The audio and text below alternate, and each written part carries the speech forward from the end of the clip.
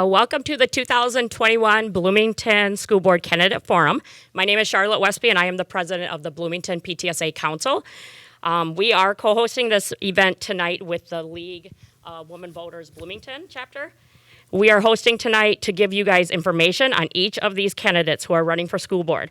The League of Women Voters and the PTSA does not support any political party or candidate. We are offering this event tonight to give voters the education on the candidates and their positions. Our mission for tonight's forum is to help the voters and empower the voters with them to make a decision on who to vote for on Election Day. The Bloomington PTSA Council consists of one rep from all of the 15 public Bloomington schools. And we are a council unique to Minnesota. There's only 3 in Minnesota that do this. And we meet on a monthly basis with different people of the Bloomington School District, so like the superintendent and many key educator people. And we do this so we can get information out to each one of the units on education stuff, just different events that the school is doing, and different events that the city of Bloomington that we are involved with. So it's a nice little forum for all of us to come together each month and get the information in one spot. All candidates running for the school board election have been invited tonight, and all of them are present except Marquisa, which she had a family emergency. Thank you to all the candidates for joining us tonight. We thank the city of Bloomington for letting us host this event, for helping us get this event recorded since this had to be virtual this year. It's awesome that they were able to get this for us so we can get it out to you guys. Thank you to the Bloomington residents for taking the time to watch this forum. This will be available later. There is 10 candidates running for the 4 open seats for the school board. It is my pleasure now to introduce Debbie, who's going to be our moderator for the night. Thank you. Thank you very much, Charlotte. Good evening, everyone. My name is Debbie McNeil. I'm a member of the League of Women Voters, Edina, and I am the moderator for tonight's candidate forum. Can you all hear me okay? Okay. Before we get started, let's get out our phones and put them on silent or turn them off. Thank you very much for doing that. The League of Women Voters requests that everyone in attendance this evening abide by the City of Bloomington's mask policy, which states, please wear a mask while inside city facilities, regardless of vaccination status. Candidates, if you're wearing a mask this evening, when you're speaking, you may choose to remove it or to leave it on. The purpose of this evening's forum is to hear the Bloomington School Board candidates discuss issues that are important to the voters of Bloomington. We will try to cover as many issues as possible in the time that we have. If the questions, if all questions are not addressed, the viewers are free to contact the candidates directly. The views expressed in this forum will be those of the candidates and not those of the League of Women Voters or the Parent Teacher Student Association. And the fact that the League and the PTSA are sponsoring this forum does not imply the support of any candidate. All the candidates who were filed for office were invited to this forum, as Charlotte said. So here are the rules and the format for tonight's forum. The speaking order was set before the forum, and it will rotate with each question. It'll rotate at random with each question. Each candidate will have 1 minute for an opening statement and 30 seconds for closing remarks. League volunteers, who are sitting right here in front of you, will time your candidate responses, and they will hold up signs to show when you have 30 seconds left, 15 seconds left, and when you must stop. And would you please obey especially the stop sign and finish your sentence if you're in the midst of speaking when you see the stop sign. As the moderator, I'll ask all the questions. The League of Women Voters Bloomington has determined which questions will be asked and has attempted in good faith to cover the topics of interest that are indicated by the questions that were submitted by the Bloomington residents via email before this event. All the submitted questions become the property of League of Women Voters Bloomington. There are no campaign materials, signs, brochures, cards, buttons, or clothing with candidate information allowed in the Bloomington Civic Plaza. The forum is being video recorded, as Charlotte said. So candidates, please speak directly into your microphone so your responses are heard and picked up by the video. And when you speak, I know it's natural to look at me because I asked you the question, but I think you want to look straight ahead at the cameras, probably. That's probably a better idea. That'll turn out better on the video. Now I would like to introduce all the candidates, and we'll start on my far left. Beth Beebe, Tom Bennett, Matthew Demick, Kat Eggers, Danny Indovino-Cawley, Natalie Moroz, Patricia Riley, Jeff Salovich, and Dawn Steigoff.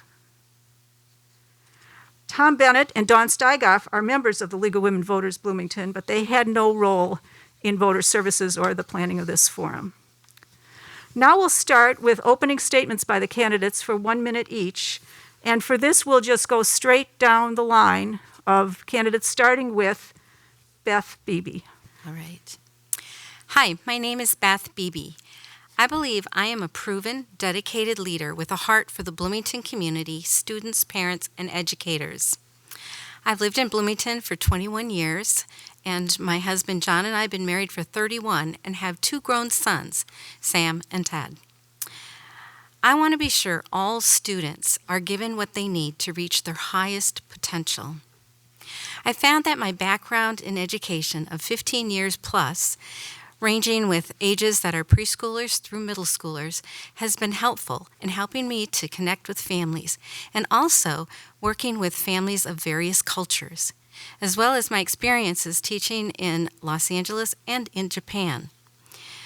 I have been very active in the district, and I've been very thankful for this opportunity to invest in families in Bloomington. Thank you very much. Tom Bennett. Good evening. Thank you. I'd like to thank the League of Women Voters and the PTSA Council for putting on this event and giving candidates the opportunity to speak directly to the voters. I also appreciate the way that they're taking safety into account and do this the safest way possible. So I am currently on the school board. I'm finishing my 4th year of my 2nd term. Professionally, I am a special education teacher, and I also have a ed specialist degree in educational leadership with a director of special ed license. And I have 2 children in the district. I'm running for school board because I've been a lifelong staunch advocate for public education, and I believe that we need strong school board members to make sure that we preserve this great institution of public schools. I want them not only great for my children, but for my children's children and for our generations ahead. Thank you very much. Thank you. Matthew Demick. Hi, my name is Matt Demick, and I'm excited to be one of the candidates for school board this fall. I was born and raised here in Bloomington, graduating from Kennedy in 2010. I went on to college to become a teacher and taught 11th and 12th grade social studies at White Bear Lake High School for a year before returning to higher ed and working as a college advisor for 5 years. I've really loved being a part of education throughout my whole life, especially as a professional. Being a teacher and now being involved in the show choir program at Kennedy has really helped open my eyes to how our students and families in this district need an advocate, and I'm ready to be that advocate. I'm excited to be endorsed by the Bloomington Federation of Teachers and the Bloomington Federation of Paraprofessionals this year, and I'm really looking forward to what the rest of this campaign can be. Thank you. Kat Eggers. Hi, my name is Kat Eggers. I come to you as a 23-year resident of the community, the mother of a Bloomington graduate, and the wife of a Bloomington teacher who taught in the district for over 20 years. With my husband, Mr. Eggers' retirement this year, we both decided it was my turn to make an impact on the district that we love so much. Professionally, I am an IT analyst for a large manufacturing company. My job sends me around the world to different small companies, countries, and to small communities. And I've been blessed to work with people across diverse cultures and diverse backgrounds. I think my background, along with my experience with the school district, would serve us well within the district, and I look forward to you getting to meet you and to be a part of the district. Thank you. Danny Indovino-Cawley. Hi, thank you so much. My name is Danny Andavino Colley. I'm here to ask you to vote for me for school board. I'm also endorsed by the Bloomington Federation of Teachers and Paraprofessionals. And I'm running for school board because I know that the impact a school can have on our children and our community, and I want to ensure that we rise to meet that challenge. I have a 2-year-old and a 1-year-old here in the district in ECFE and in early childhood special education, and throughout my life, in the most vulnerable moments of my life, public education has been there for me, whether a special teacher, a social worker, a school counselor, a guidance counselor, or an ECFE teacher. Not every student or family has had that experience, and I want to change that. Our families should be met where they are and should be given all the opportunities to become involved members of their education. Our schools should be inclusive and comfortable places for our students and their entire families. And if elected, I will be a vocal advocate for policies and trainings to ensure our students have the social, educational, and mental supports that they need, and ensure our educators feel trained and empowered to put those policies in place. Natalie Moroz. Hi, I'm Natalie Moroz. I am a 32-year resident of Bloomington. My husband and I have 2 grown kids, both graduated from Kennedy. I am an educator for 34 years, done everything from teaching ECFE classes to the college level, in teacher education, child development, things like that. I'm currently a family child care provider here in Bloomington. I have been a center director, principal, classroom teacher. I'm running for school board because I really would like to see excellence in education. Our son was our last to graduate in 2014, and we've seen some things change since then. I also want to be a strong voice for parents. My master's work was in parent relationships, parent-child relationships, and that is such a big indicator on how kids succeed. And then my other thing that I'm running on is to really get politics out of our schools and focus on education so that our kids can get what they need to be successful in life. Thank you. Patricia Riley. I'd like to thank the League of Women Voters for having us tonight. And I have several reasons that I'm running for school board.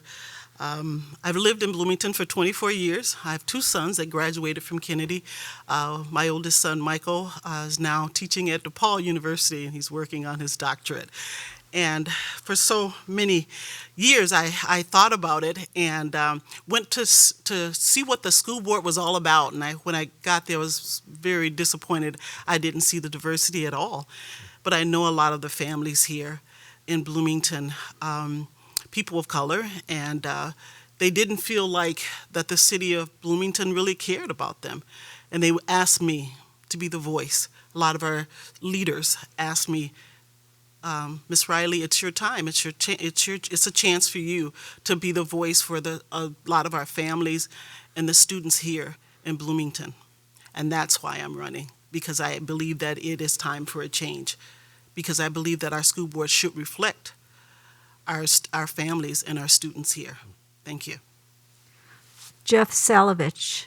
Hello, thank you for your time. My name is Jeff Salovich. I've been married to my wife coming up this October for 25 years. We have 2 students that have graduated from Jefferson High School. We've lived in the district here for 7 years. We have our daughter Hannah, who works for Park Nicollet now, and our son Timmy, who's in the U.S. Navy. We have 2 sons at Jefferson this year. I am a union pipe fitter. My wife is a para at Jefferson High School with the special needs program.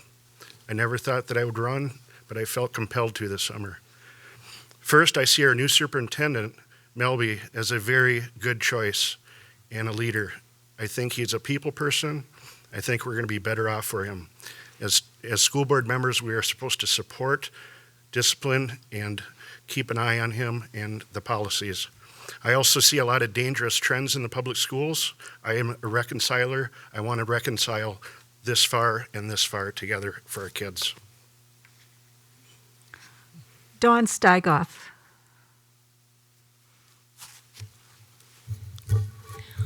Thank you to the League and the PTSA Council for this opportunity. I'm Dawn Steigoff, and I'm serving my 8th year on the school board. My husband and I have lived in Bloomington for 37 years. Our children benefited from a wide range of experience in Bloomington Public Schools, from special education services to honors and advanced placement classes. I have a Bachelor of Science in Child Development and have been advocating for children all my adult life. serving on committees and in leadership positions at both the state and local level. I'm experienced at collaborating to reach a common goal. I want to live in a thriving community with a highly skilled and educated workforce. I believe that every child deserves an opportunity for an excellent education, and I am committed to working together to provide it. I want to continue putting my experience and passion to work for the children of this community. Thank you. Thank you very much, candidates, for your opening statements. So now we'll go to questions, and we're just going to kind of ping pong around among everybody. That gives you all a chance not to speak, but right before or after the same person all the time. So here's the first question, and when it gets to your turn, if you want it repeated, ask me, and I'll be glad to do that. The question number one is, what should Bloomington Public Schools do to address the racial achievement gap? And let's start with Natalie Moroz. And these are all answers for 1 minute, so watch the timers. Thank you. Thank you. What should Bloomington schools do to Address the The racial racial gap. achievement gap, yes. In my experience, a lot of the achievement gap has to do with access to resources and also experiences that kids have had. The more that we can meet the needs of kids when they come in, the stronger we'll be able to support them. So I think the biggest thing that Bloomington schools have to do is identify the areas of weakness and provide the support that they need so we can have every child reach their full potential. Second, Patricia Riley. When I think about our students here in Bloomington, I think we first have to acknowledge that there is, and it does exist, that the gap is really there, to meet those needs, to see where the needs are, and I think we start there with the needs of the students, not just, not to just say that they're there, and not do anything about it, but to acknowledge and to deliberately make a change, regarding whatever the needs are of the students and meet those needs. Third, Beth Beebe. Yes, I just read an article from the Minnesota Statewide Family Engagement Center, and they were saying that one of the concerns they have is that they often see that within our immigrant populations as well as our minority populations, that the parents have low expectations for their students because sometimes it's within their culture that they don't get involved. They don't understand the role they can play. And so I think it's really important for us to have effective family engagement with our minority families and to do something new and creative that we haven't done so that we can equip the parents to know how they can support their students. And we know that some of our families have very difficult circumstances. And I know that the district has been working to do that during COVID. And I'd like to see that continue. Fourth, Tom Bennett. Thank you. So the achievement gap, to me, I think is the symptom.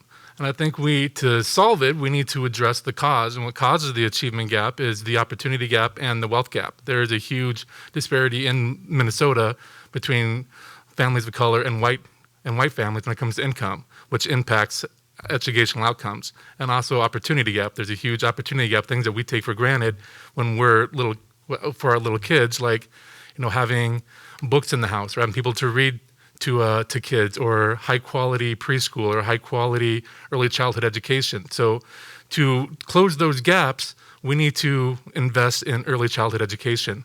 And that's where I think we need to put the money. We need to identify the families that are at risk and try to get them services and to fill those opportunity gaps before they get to kindergarten. Because we wait till kindergarten to find out that they have a gap, statistically, they're going to keep on falling further and further behind all the way till they get to 12th grade. Thank you. Fifth, Jeff Salovich. Well, this kind of reminds me of what Denzel Washington said in an interview. He said that you cannot legislate love. You cannot legislate people getting along. However, when we meet face to face and we talk face to face and we actually talk about real issues instead of saying that we need to do this and we need to do that, then we're going to make a change. We're going to make a heart change. We're going to make an honest change. We've always taught our kids that every kid is valuable. There's no kid that's not valuable. It starts in our homes. It starts with grandparents who have the understanding and knowledge to speak to their grandkids.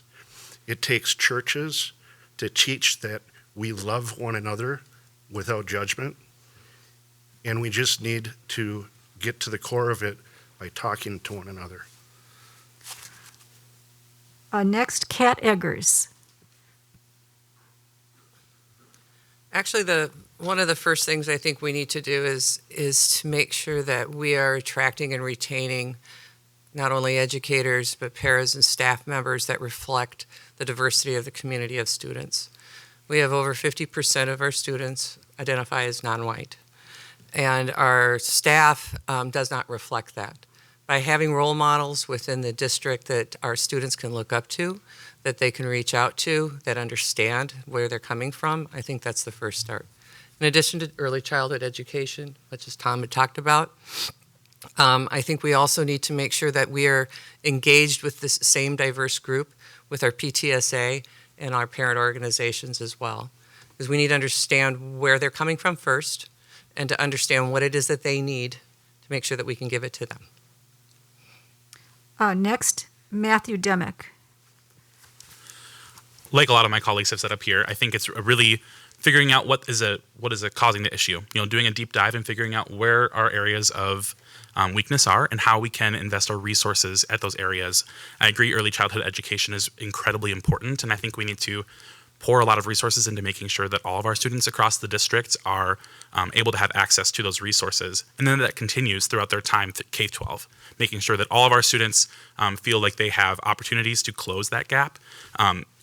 With Kat bringing up recruiting and maintaining teachers of color, I think that's an incredibly important opportunity as well. Our students can't see themselves, if they can't see themselves in their staff, then it's really hard to be the best that they can be. So I think that it's not a one-fits-all approach, and I hope that we're able to really invest those resources into figuring out how we can close that achievement gap. Next, Dawn Steigoff.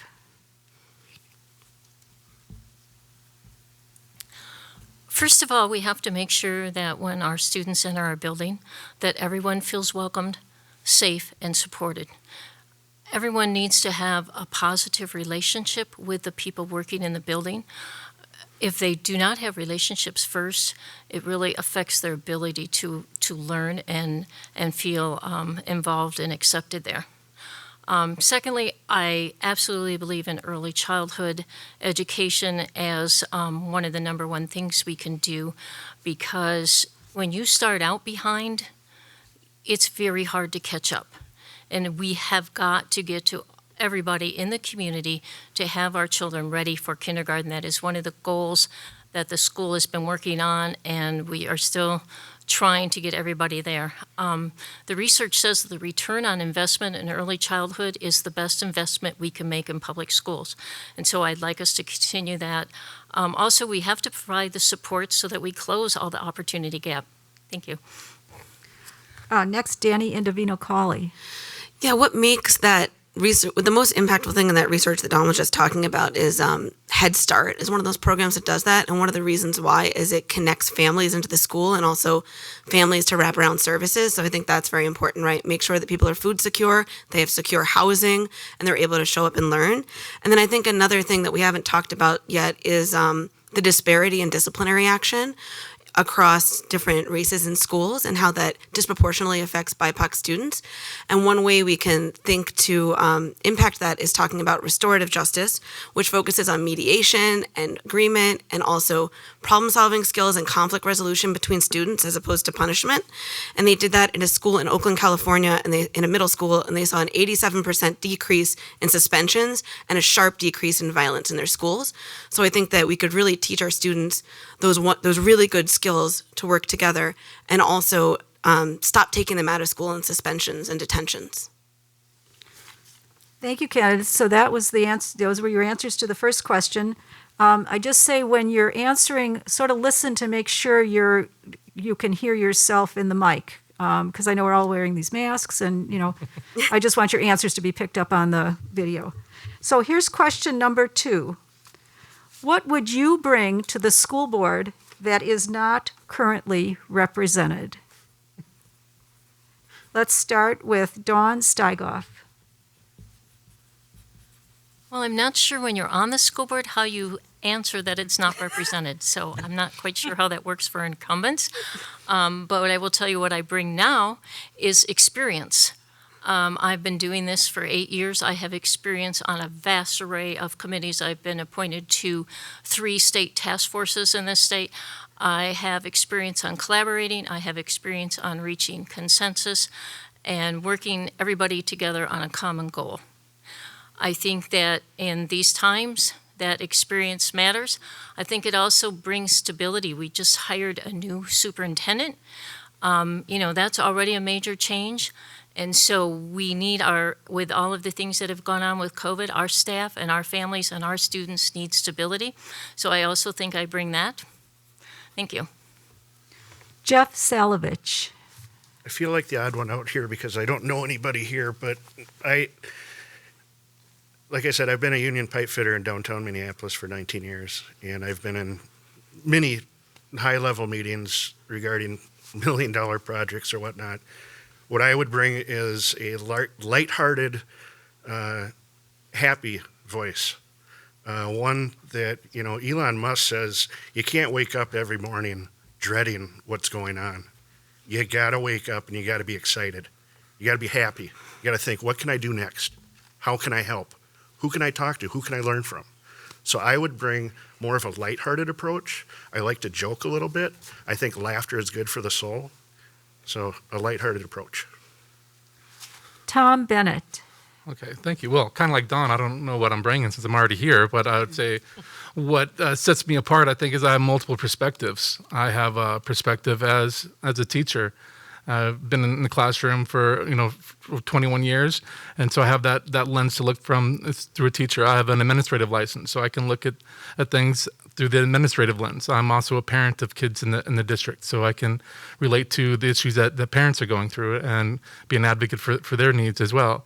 And so I think I have a lot of different perspectives, and I'm also, many of my jobs have been a union member, so I think that helps when we're getting into contract negotiations with unions, because I've been on the other side of that table.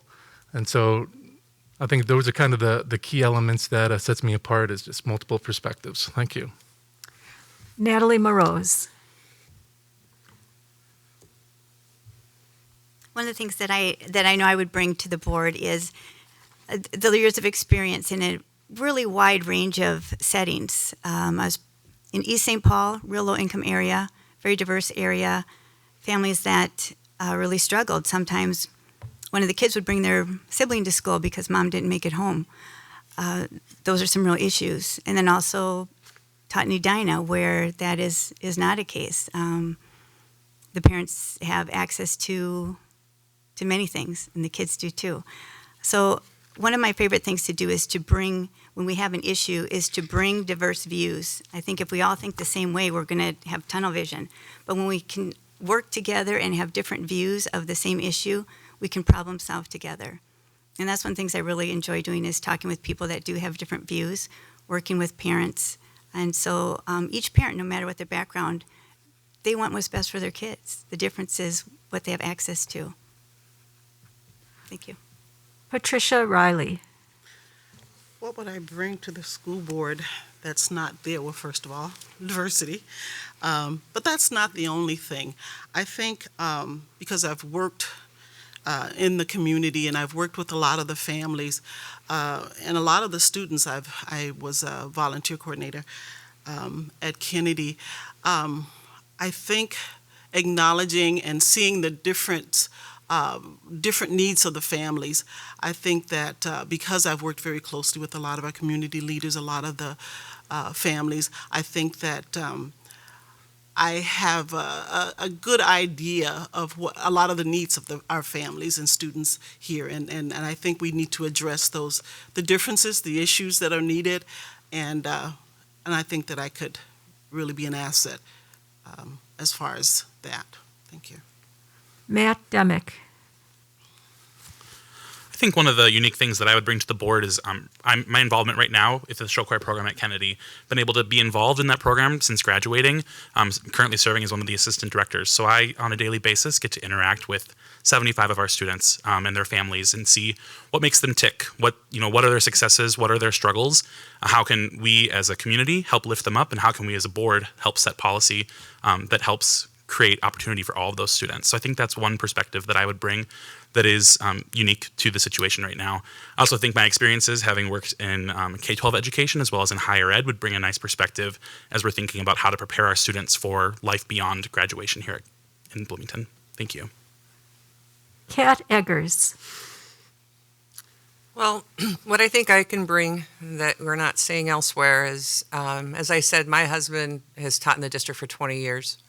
The teachers, the paraprofessionals, the support staff, we have friends in all of those groups, very close friends. And so for the last 20 years, I've heard and I've understood their joys, their pains, and what they're going through, what they would like to see, and what it is that's missing in their jobs. I've had a direct line, and that's one of the reasons I'm running. Another area that I think is completely unique is my IT background. When you get a career in IT, the first thing you learn how to do, or you must know how to do, is to take large problems and break them down into smaller ones, because that's the way that you fix things. So by bringing that in, many problems that seem unsurmountable, I think I would have a unique perspective to be able to look at them, break them down into smaller, more relatable issues that could be solved. Beth Beebe. Excuse me. Well, I have a perspective of having lived in another country for 3 years and been a language learner and being immersed in a culture that was completely different from anything here in the States as I lived in Japan. And so it's given me a perspective that gives me a compassion for our immigrant families and for our students who are learning a new language and are expected to know things or to progress in subjects and realizing their limitations. I think also it gives me an understanding of the difficulty to communicate with the school, knowing I needed translators to go down to the post office with me to help pay my bills. It's just like it was a totally different system. And understanding their need to have the tools they need in their language, and also compassion as they navigate something that is very different from where they came from. Danny Indovino-Colley. I think foremost, I have two very young children. They're 1 and 2, and they're both registered in Bloomington schools right now.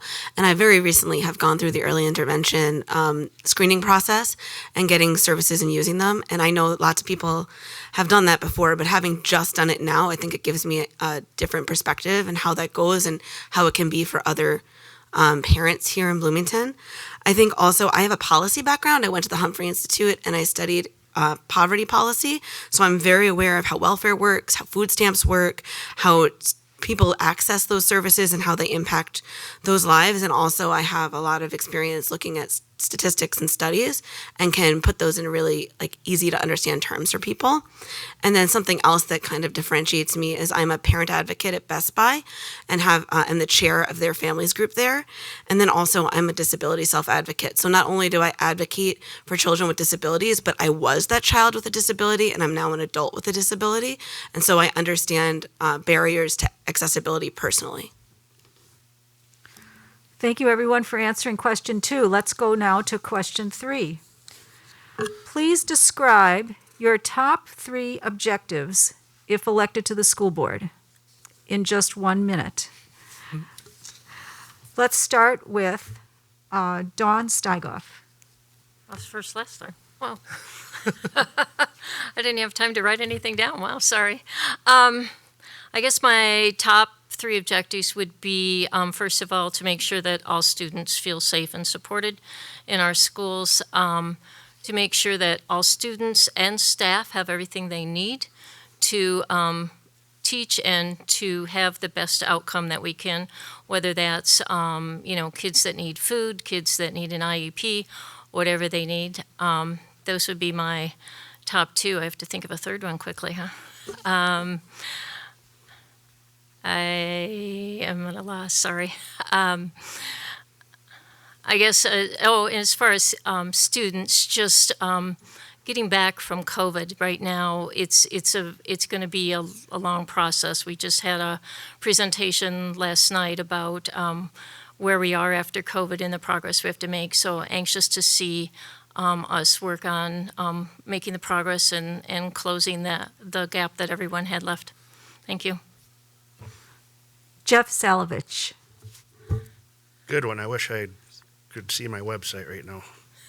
The first one would be to put education first. I know that we all say that, but we're coming out of COVID. We're coming out of a time where our kids were seriously failing during the time apart from classrooms, in my opinion, from my experience, people I've talked to. We have to educate our kids so that they can support themselves, that they're individuals, that they can think for themselves. They can think critically. They can comprehend concepts. I also disagree with the critical race theories. I am not an advocate for them. I think that they bring more divisiveness, as you can see throughout the country. It's tearing people apart. I'm not on social media, but from what I hear on social media, people are hating each other. And that does us no good, and our kids are mimicking us. Patricia Riley. Well, the three things that I think that are important is this, to make sure that our students are safe, and that we address some of the main needs of our students as far as homelessness and mental illness, and those kind of things are addressed in our schools and in our community.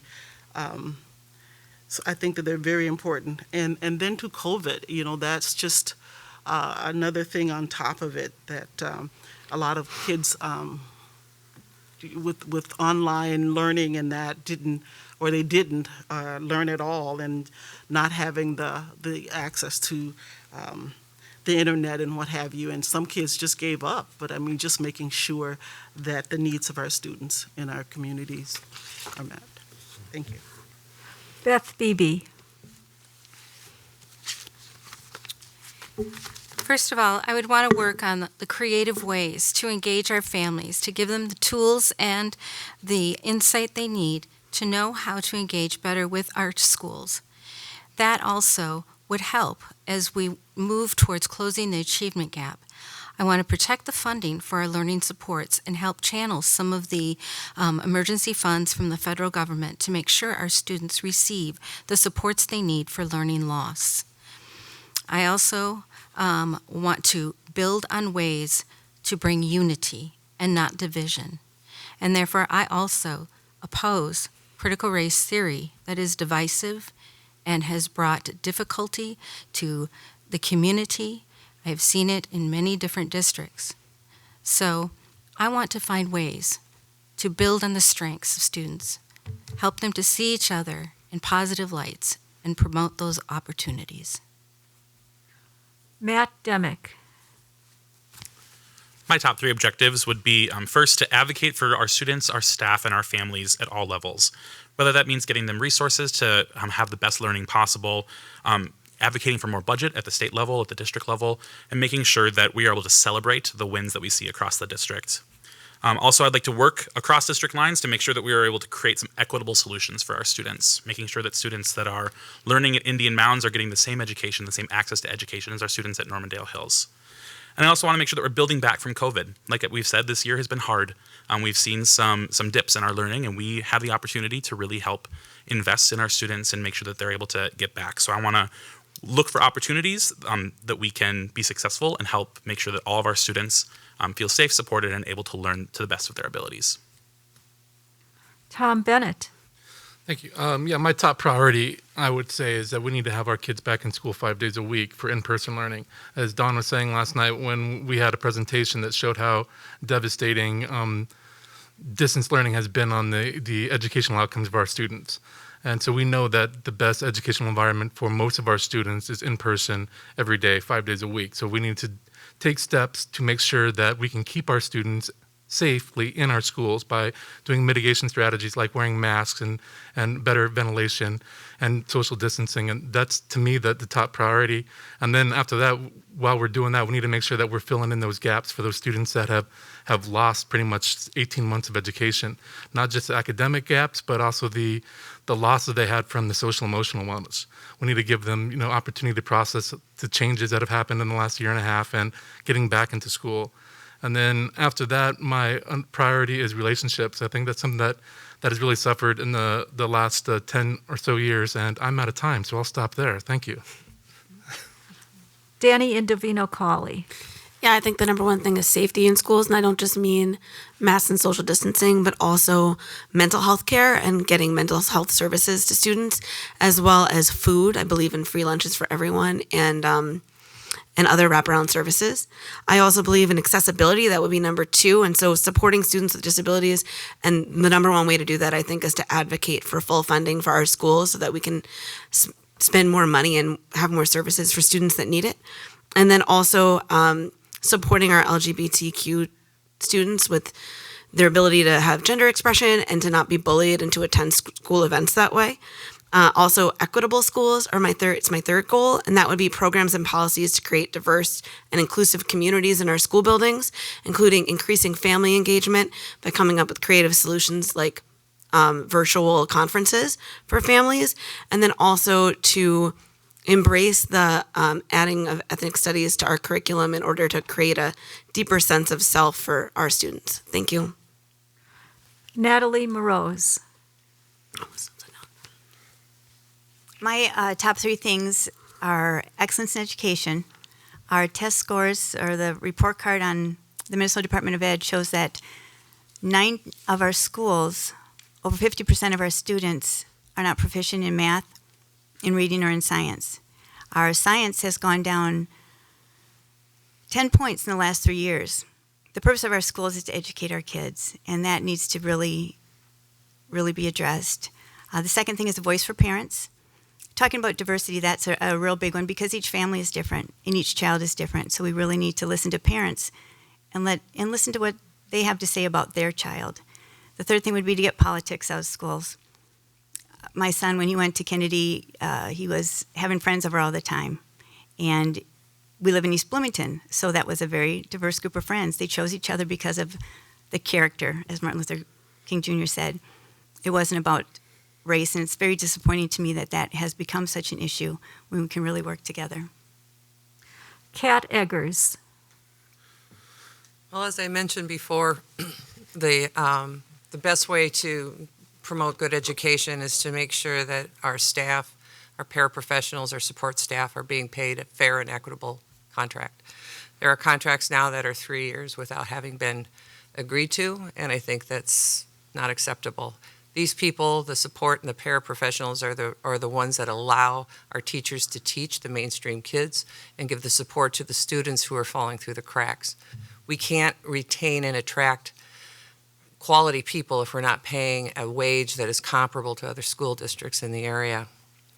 I also would like to see that we start looking hard at what we are spending on technology and making sure that the technology purchases are not only usable by the people who have to use them, but are safe. There was a security breach a couple of years ago in which a lot of people had their personal data stolen. I'd like to make sure that that is being taken care of as well. Thank you, everyone, for answering that question. Let's go on to question number 4. Here it is. Given the current realities of COVID-19 in Minnesota, what steps do you think Bloomington Public Schools should adopt to protect public health and safety? And let's start with Kat Eggers. I know you just were last on the last question, but thank you for going first this time. COVID, health and safety. And my husband has a heart condition, and he's teaching in high school right now. So this is something that's very near and dear to me as well. I think what we should be doing is continuing the mask mandates as long as we have kids in our school districts that cannot get vaccinations. I think we should make sure that that we have the support to keep our rooms clean and make sure that they are being sanitized. I think we need to also look at vaccine mandates as well for those who are able to get them. That's the only way we're going to get back to a normal society. That's the only way that we are going to get back to a normal school as well. The last thing we want is to have an outbreak like we're having in Texas. Natalie Moroz. The very first thing we want for all of our kids is that they're safe in school, whether it be COVID or physical safety, emotional safety. So that's huge. The mask, the vaccines, that has been so divisive, and there's strong feelings on each side. I think the school board should really just, each time things come up, gather as much information, listen to parents, make the best decision based on what we know at that time. We know that COVID has changed. The information that's been available to us has changed over time. So just to stay on top of that and make the best decision based on the information we have and try to get that information from as many resources and reliable places that we can. Tom Bennett. I think the first thing we need to do is we need to believe in science. We need to listen to the experts. So the recommendations from Bloomington Public Health to the CDC to Minnesota Department of Health, whatever the best practice that they're telling us we should follow. And that includes wearing masks and trying to incentivize vaccines.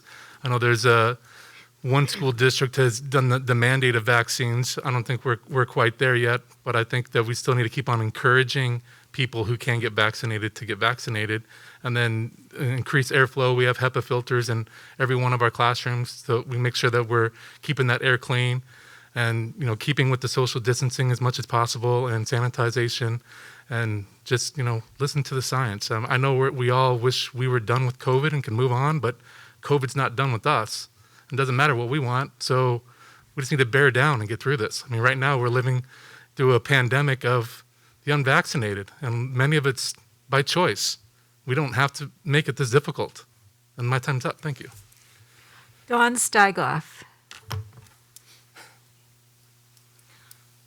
So I also think that we need to follow all of the practices that have been put out there by the experts. All those mitigation strategies include things like air circulation, venting, filters, cleaning, encouraging vaccines, wearing a mask, also encouraging people to stay home when they're ill, whether that's our students or our staff. Also, testing if you know that you've been exposed or if you have symptoms, all of these things. And we also have to remember outside of school. That's where right now all of our cases have come from, is contacts outside of school. So if you want to stay in school, you also have to remember that what happens outside of school matters too. And we are committed to keeping school open 5 days a week, but we need the community's help. Thank you. Danny Indovino Cawley. Yeah, so in-person education has been invaluable to my family right now. My older child is really struggling with language, and as soon as Michelle, the school speech therapist, was allowed in my home, that completely changed. She went from not even saying 2-word sentences to full sentences in less than 2 months. So that's why it's really, really important for me that we keep our kids in school. Those younger kids are really seeing big impacts. And for that reason, I strongly and firmly support masking, social distancing where it's able, barriers where we can, airflow, comprehensive contact tracing, and parent education and communication about when and how to quarantine and when to keep your kids home just because they have a cold.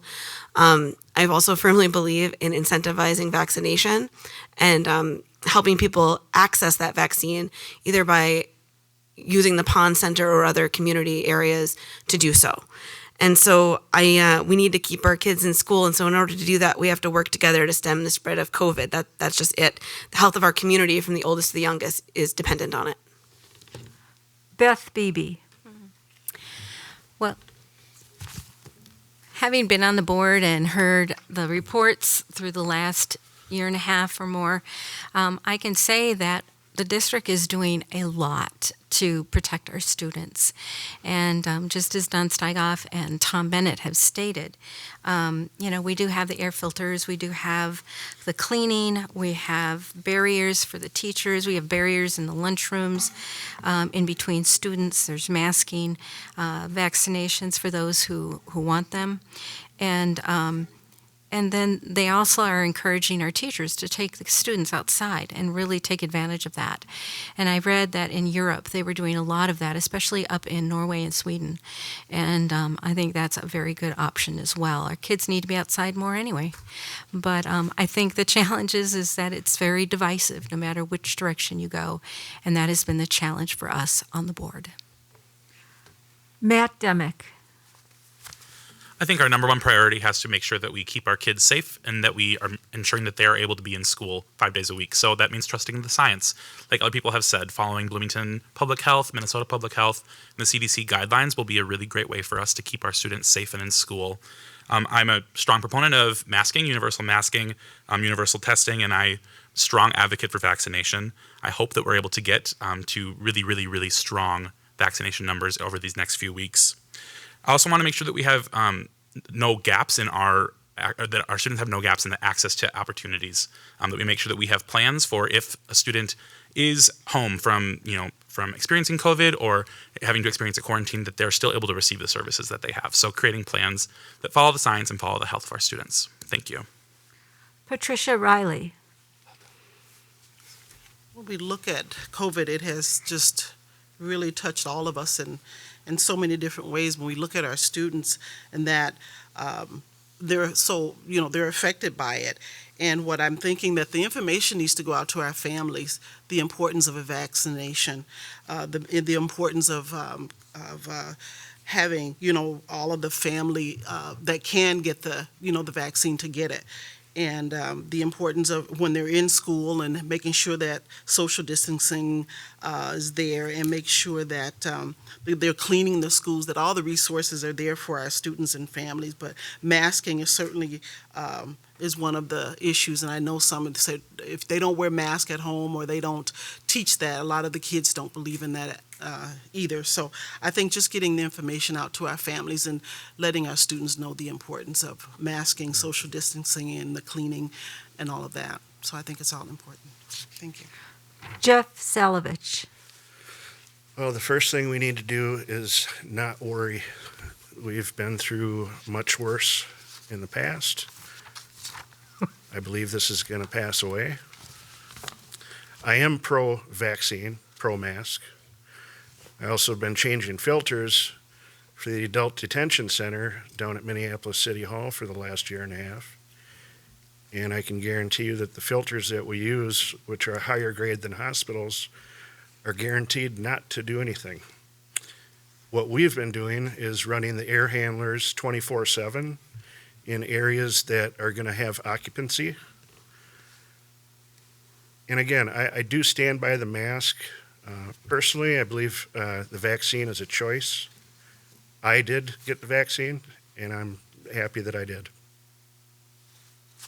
Thank you, everyone, for answering question 4. Let's go on to question number 5. Please define critical race theory as you understand it. Please explain whether critical race theory has a place in Bloomington Public School curricula and why. So explain critical race theory as you understand it, and then say whether you think critical race theory has a place in the Bloomington Public Schools curriculum or curricula, and why you think so. Let's start with Danny Indovino-Colley. Ooh, I get to go first. I think CRT is a graduate level educational theory that's not developmentally appropriate for K through 12 education. I was taught critical race theory in grad school, would not have been okay with that in high school. As far as I know, and I've looked into this a lot, it's not being taught in Bloomington schools, nor is anyone advocating for that to be taught in Bloomington schools. And what I do stand for in the realm of curriculum is I support adding ethnic studies as a core social studies discipline, as the Minnesota Department of Education has done after taking lots of public comment in their decade review of the social studies curriculum. This includes classes like First Nation Studies, Hmong Studies, Somali Studies, and research shows that these classes have a positive impact on graduation rates for BIPOC students, and they show academic achievement, engagement, and other outcomes, as well as an increased sense of student identity. So I am all for what the Department of Education is doing, and I don't think it's developmentally appropriate to be teaching CRT at the K through 12 level. Matt Demick. Like Danny said, I think CRT is a system or a study that really examines systems that have caused disproportionately affected our communities of color. It's not something that we are being taught, that's currently being taught in our district. It's not currently being advocated for in our district. But I would also echo what Danny said and say that I think we should be looking at how we can integrate more of those conversations of our history into what our kids are learning and how we can really help build a more holistic education for our students, especially our students of color. Natalie Morose. As I see critical race theory build on a foundation of that is really just set up to create division, identifies children as either oppressors or the oppressed. Looking at history, I believe that we really need to teach the good, the bad, and ugly and learn from it. And we've got all of that in American history. I don't think we need to reframe it. I don't think we need to hold children responsible for things that happened with their ancestors. I don't think we need to expect children to suffer because of things that happened with their ancestors. Focus on true history. Let kids be kids. They don't see the divisiveness until we teach it to them. And I have seen that with children over the years. I feel like we, in the past, as critical race theory has become more identified with people, that we have greater division, and our kids pay the price for that. Jeff Salovich. Critical race theory to me just brings to mind division, divisiveness. It's could be based on race, could be based on gender. I don't like the sound of it, and from everything I've seen in the news, it's splitting us. I grew up in the 70s and 80s, and I know you can't go back. However, I never once had a problem in South Minneapolis with black friends, Chinese friends. We all got along. None of us saw each other for a color. We all learned about Martin Luther King, Malcolm X. We had great education. Something in our history classes and civics classes has changed over the last 25, 30 years that has took it out, and we need to get back to that history. Beth Beebe. I spent the summer researching this, looking at various sides of critical race theory.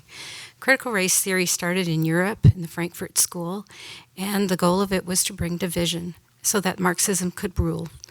That is exactly what is happening here today. When you see it happening in other school districts, you see division because it pits one race at this time. It's more race and a culture that they're pitting one against the other. And they put people into categories as being oppressed or oppressor. And it is based on your skin color, and there is no opportunity to not be an oppressor or to not be oppressed. Those who are told that they are oppressors are fighting back against that because it is against whites, and those that are oppressed, even those communities are fighting back and saying that makes me a victim. I don't want there to be division, and I don't think that it is an advantage for our schools and should be kept out. Thank you. Dawn Steigoff. I believe that critical race theory was a college graduate level class, and it was also a theory. We are not about teaching critical race theory anywhere in our, I was going to say K-12, but I guess really we have preschool through 21 in our programs. But I do think that we also have a responsibility to make sure that our staff have the resources and are trained to understand all the children that come through our doors. It is important for our staff to know about the many cultures and the many different students that come through our doors so that all of our students feel welcome and safe. School is about teaching our children how to be critical thinkers, not about teaching them how to think. They need all the information for them to make decisions. Thank you. Tom Bennett. Thank you. Yes, as several people have stated already, critical race theory is a graduate level course. It's an important field of study, but it has no place in K through 12 schools. And as a teacher who's been in different classrooms in multiple districts in multiple states over the past 20 years, I can tell you it's not being taught in schools. No district I've ever seen has had any type of components of critical race theory in it. I think it's really nothing more than a red herring that has been designed to cause division by implying that it's being taught in schools when it's not. So that it's more of an attempt to undermine public education. And that's kind of what I think this whole critical race theory is, that it's not happening, and it's people trying to undermine the school districts, public schools. Thank you. Patricia Riley. When I think about the critical race theory, when I first looked at it, I thought, this is horrible. It's a horrible thing, the divisiveness that it brings. But I think when I look at history altogether, I think real history, I think we have to, when we look at real history, we should teach all history. And I think there's a place for it. I think at high school level, I think that our high schoolers could, there's some parts of it that I think some things are left out of our history, and it exists. And I think to a certain degree, I think it to some extent, maybe in high school, that some of this should be taught. Our kids need to know the real history. Kat Eggers. Like many of my colleagues have said here, critical race theory is a graduate level course that's taught in law schools and other institutions like that. It is, as Tom said, a made-up controversy. It's not being taught in our school system. Nobody that I know of is teaching anything anywhere close to critical race theory. That being said, we do need to teach history. We do need to teach civics. We do need to teach government, and we do need to make sure that when we do it, it's warts and all. Because nobody got here where we are with our ancestors being completely blameless or being completely without fault at some point or another. And I think it's important that kids understand that we made mistakes, that mistakes have happened. But critical race theory on its own, it's a non-issue. It's not being taught, and probably your kid won't even see it until they get to maybe law school. Thank you, everyone. Let's go on to the next question. How do you plan to ensure that the policies you support are equitable to all students in the Bloomington School District? How do you plan to ensure that the policies you support are equitable to all students in the Bloomington School District? And let's start with Patricia Riley. To ensure that all students. Yeah, this is a long question. I'm going to say it again for everyone's benefit. How do you plan to ensure that the policies you support are equitable to all students in the school district? I think when you look at supporting all students, you have to look at the needs of all students, and sometimes those needs are very different with some families, and I think you can't support until you know where the needs are to show that support or to acknowledge the needs of the families and students. So. Kat Eggers. First of all, being equitable isn't the same thing as being equal. Just because every kid's going to come from a different perspective, I want to make sure that everybody, all the kids, whatever our policies are, give everybody a level playing field, so that we give extra help to those who need it and who need it in order to succeed. And that's pretty much the basis of what I would do. Everything that we spend money on should have a return on the investment. And that return on the investment is the education of our kids, all of our kids, whether they're on the gifted and talented program, or if they are, part of our special needs classes, that the equitable treatment means that they all get equal access and equal opportunity, independent of what that costs. Danny Indovino Colley. I see the school board as kind of a place to synthesize information, right? You're going to take it in from everywhere, and including teachers, staff, parents, research from the U of M and other trusted sources, and then you use that to kind of synthesize what your policy or idea will be. But I think that it is so important, if you want to collect that information, you have to build trust, and you have to go searching for opinions. You can't sit and wait for opinions to come to you and wait for relationships to come to you, because if you don't take the time to build the trust and to find people where they are, you'll only hear opinions of people that come looking for you, and that's a small subset. Not everybody can come to a school board meeting, and not everybody has access or knows how to find my email address.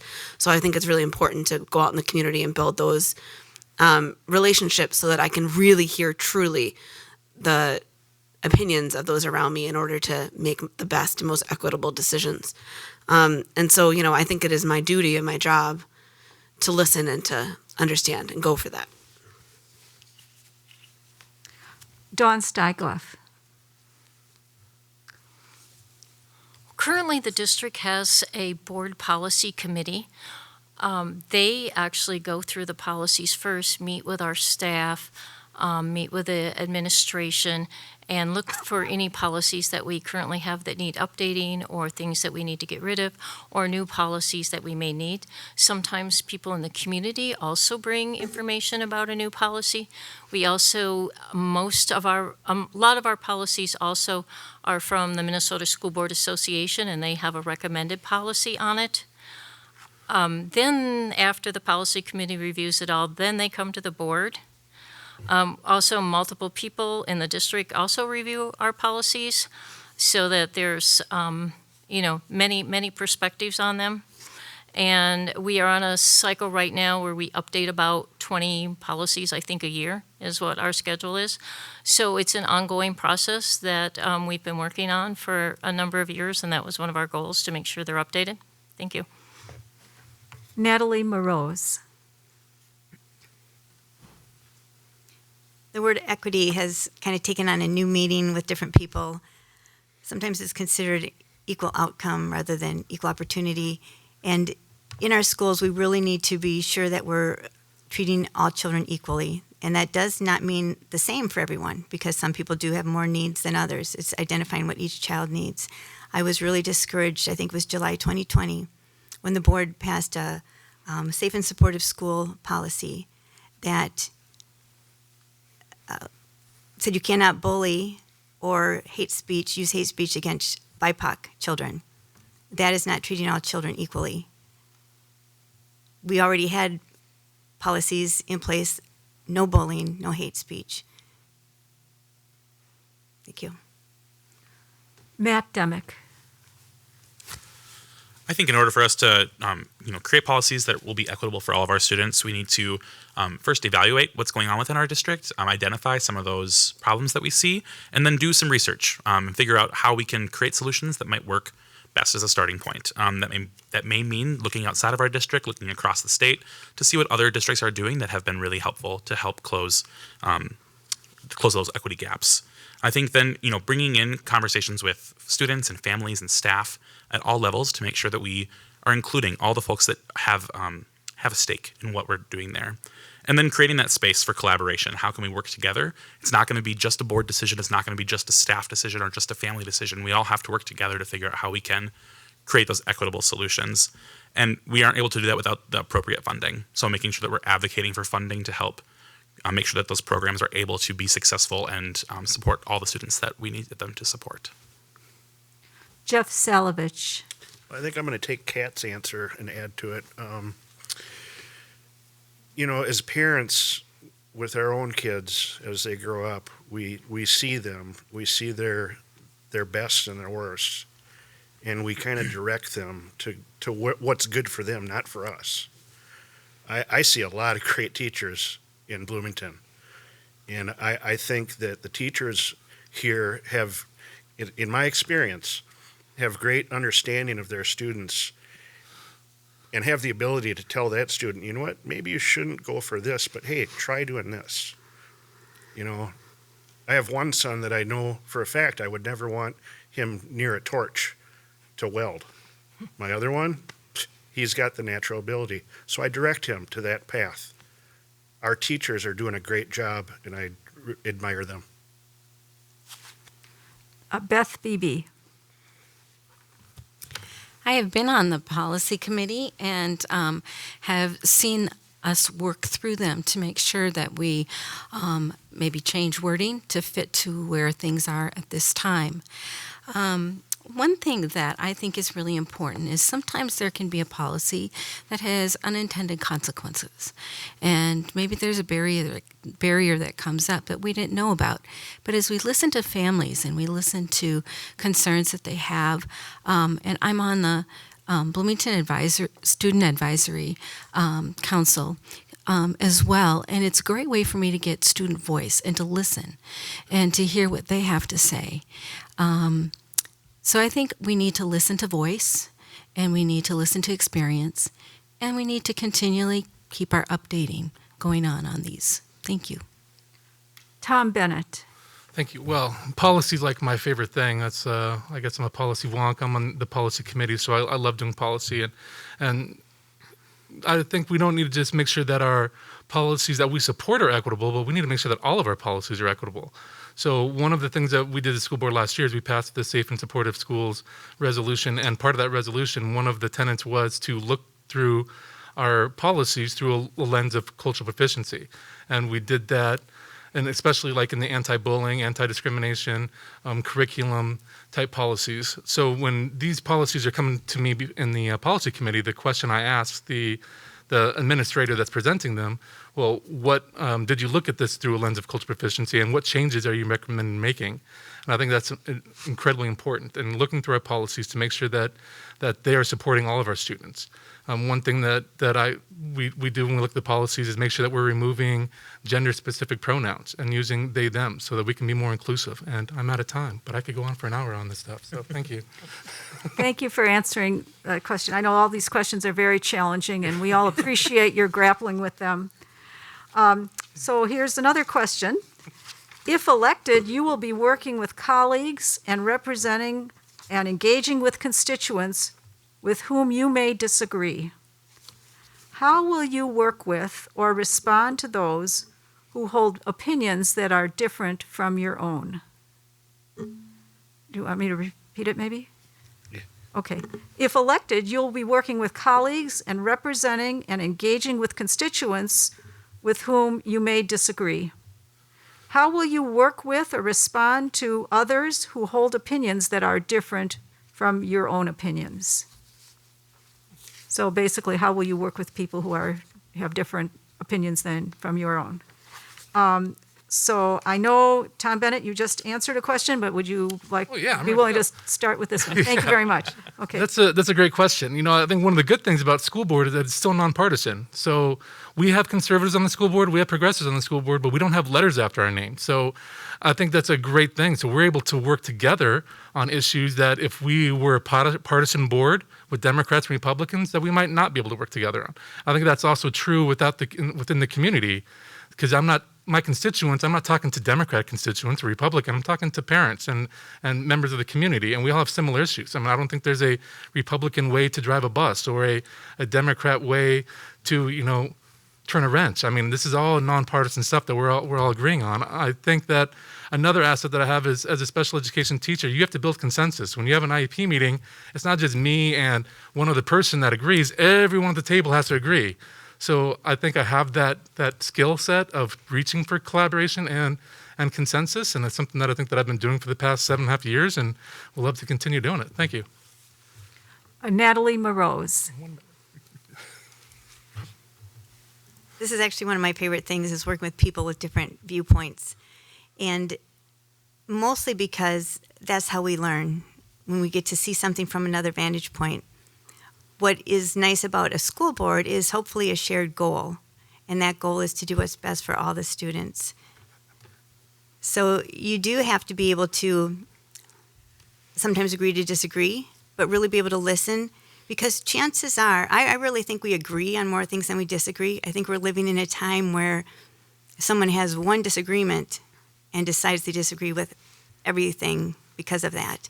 But I think we need to focus on the things that we agree on, and that's a good place to start. And then let everyone share their experience and their goals and be able to come to what is best for the students. And that can be done. I've worked with a lot of people that start at opposite ends, and we find out how to come together and have a better solution than if we did it starting from a place of agreement.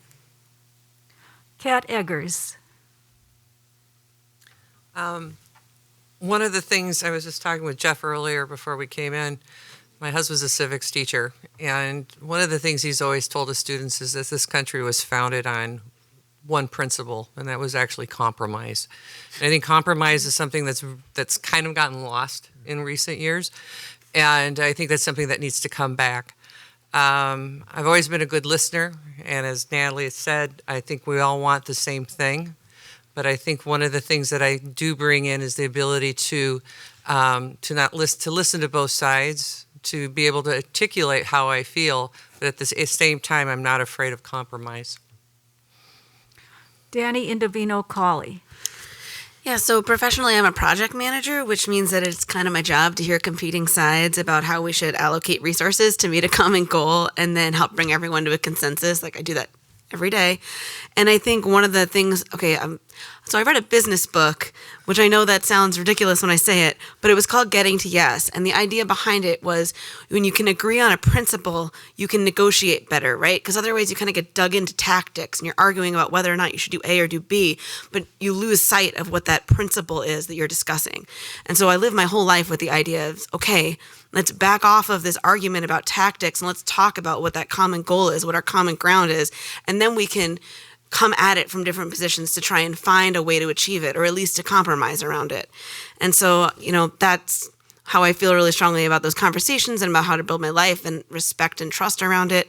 And then also just the words, tell me more, have always been really helpful. So, sorry, I kind of geeked out a little bit. Dawn Steigoff. So before I ran for school board, I spent an enormous amount of time advocating primarily for students with disabilities throughout the state. And I worked on past legislation, worked on task forces. I chaired a state task force for 2.5 years. Let me tell you, we had to work on a common goal all the time.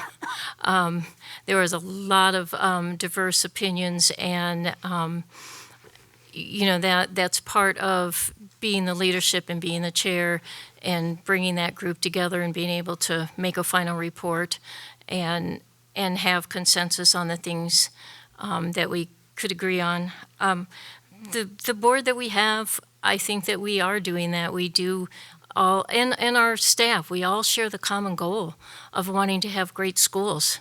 So I think we all work towards the common goal, and we're very good at working on consensus. Thank you. Beth Beebe. I would agree with Don that we have worked well on this. And what I would do is a lot what we're doing right now, where, we focus on the positive takeaways of being together. It's that collaboration, realizing that everybody has something to share. They may have come from a different background. They might come with different experiences, unique skills. And so it can help be a way to teach us something we didn't have within our knowledge. To come to a decision. And I think of the budget cuts that we had and some of the challenges that were there, and learning how to respect the others who may not see it the way you do, and coming out of the room still respecting each other and agreeing that sometimes you might disagree, and that's okay too, because I remember some heated meetings with that, but we're still friends.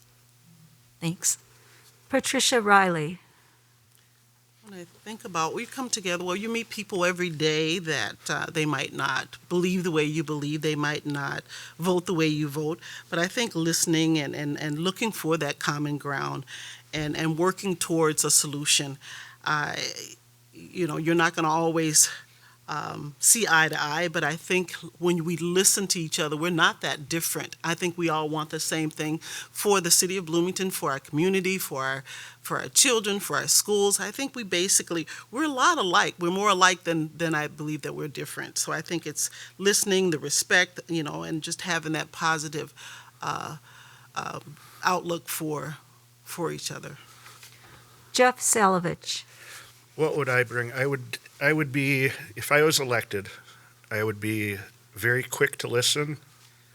I would be very slow to speak and slow to become frustrated. I think this is probably the best question of the night, and I think everybody up here agrees to it in whole. I was talking to a couple people before here. My parents were completely opposite spectrums when I was growing up, and I remember many neighborhood talks and very differing opinions, but at the end of the night, they were all sitting around having a hamburger together. And so I enjoy hearing other viewpoints. You can always learn from somebody else that you don't think you could, so thank you. Matthew Demick. The thing I love about the opportunity to serve on the school board is that you have to work together. No school board member can unilaterally, enact an agenda. You have to work through difference and figure out how we can create solutions towards, making the best schools possible here.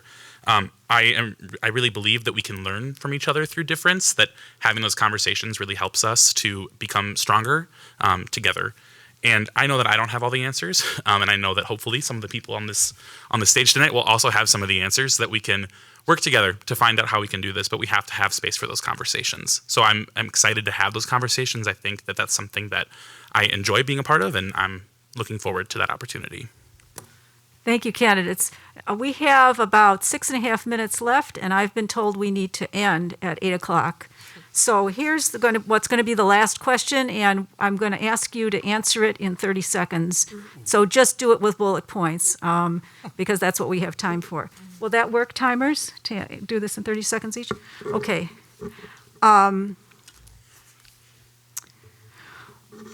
Tell us in list form the goals and objectives that you would bring to developing the school district budget. Okay, just list them, so that you can say it in 30 seconds. What would your goals and objectives be when you look at developing the school district budget? Can we start with Beth Beebe?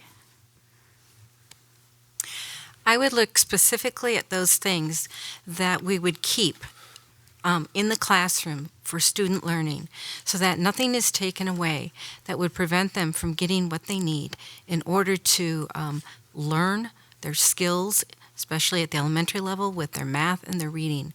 I would be cautious about other opportunities that would take away from the learning that takes place. Patricia Riley. I think when we look at the budget, we don't just look at numbers, but we look at the families and who's affected by those changes.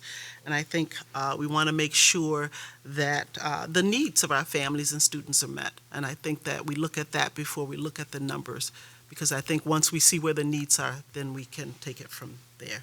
Thank you. Jeff Salovich. Computers. We need to make sure that our kids, all of them, every one of them has a computer. Tom Bennett. I think your budget is your values. So if you value something, you budget for it. So I think that's the first step, is you look at what you value. If we value quality teachers, then we need to budget for it, and we need to make sure that we're paying competitive salaries. So that's where we start. I think when it comes to budgeting, I do have the administrative background, so I've done school finance classes, so I understand how school finance works. It's a very complex system, which I can't explain in 10 seconds. So I'll just leave it at that. Your budget or your values. Dawn Steigoff. First of all, whenever we have to do cuts, doing our best to keep that away from the classroom, and then making sure that everything is equitable across the district, so that we don't have difference between like our middle schools, our high schools, etc. And also trying to keep quality staff, quality teachers, so that our children have the best that they can have to enable them to learn. Thank you. Kat Eggers. People first. That includes educators, staff, support staff. Next up, I would look at programs that actually have a return on investment. In other words, we can see where that helps the students and helps them to have better outcomes. And then finally, the last thing should be buildings. Buildings are at the end. Yes, we need to maintain them, but if we're just maintaining buildings. Good job. Matt Demick. I think our first priority has to be our students and our staff, making sure that the programs that we are choosing to budget for and to finance are working for all of the constituents in our group. And then I think we look at what's working and then what's not working. How can we evaluate what's not working and figure out how we can utilize that funding to invest in things that are working for our students. Natalie Moroz. When looking at funding, it's not all a total dollar amount. Some things are already earmarked for certain things. So I think we need to really prioritize based on what those categories are. Listening to teachers is a big one because they're on the front lines. So since education and our children is the main thing, really getting their feedback. And then, of course, parents, because they're interested in all the other things, even outside the school day, that impact their children's lives. Danny Indovino-Colley. I'm very evidence-based, so I believe before we make cuts, we need to look and see what the evidence says and then have what has the greatest impact for our students in their education and their ability to live in the world after school. So every single time you're looking at this or that, you should have some sort of idea of what that means. And then I'm going to take my last 15 seconds to say that we need a lobby at the state and at the federal level for the funds that we've been promised and that we need to serve this school. We shouldn't have to be making some of these very, very difficult conversations because that money should be there, and it's not fair it isn't. Thank you, candidates. I apologize. I just realized that we don't have time for the 30-second closing statement for each person. This is my fault that I didn't look ahead. Can we go down the line and ask you to say in one sentence why you would like to be elected to the school board? Dawn Steigoff. Because I'm passionate for public education, I love Bloomington Public Schools. Thank you. Jeff Salovich. I'm invested here. Thank you. Patricia Riley. I'm very passionate about the city of Bloomington and the students and the families here. Thank you. Natalie Moroz. Everything I do and why I do it has to do with kids. Thank you. Danny Indovino-Colley. Accessibility, and that means for me more than just physical access. It means being able to feel comfortable in a locker room, have access to mental health care, representation in curriculum and media, and learning to resolve conflicts rather than be punished for them. Thank you. Kat Eggers. Because I believe that the schools are the pillars of our community. Thank you. Matt Demick. I love this community and I love our district, and I want to be an advocate for our students and our staff. Thank you. Tom Bennett. Because I'm passionate, I'm experienced, I'm qualified, and I love this job. Thank you. Thank you. Beth Beebe. I'm also passionate about this community, and I see public education needs to be there because these are our future leaders who I love and I care for, them and their families. Thank you, candidates, for participating in the democratic process and for attending the forum. Thank you to the forum sponsors and to the League of Women Voters Bloomington, who supplied all the arrangements tonight. This forum will be on cable and on the Bloomington website and on the League of Women Voters website. Remember to vote on Tuesday, November 2nd. This concludes the forum.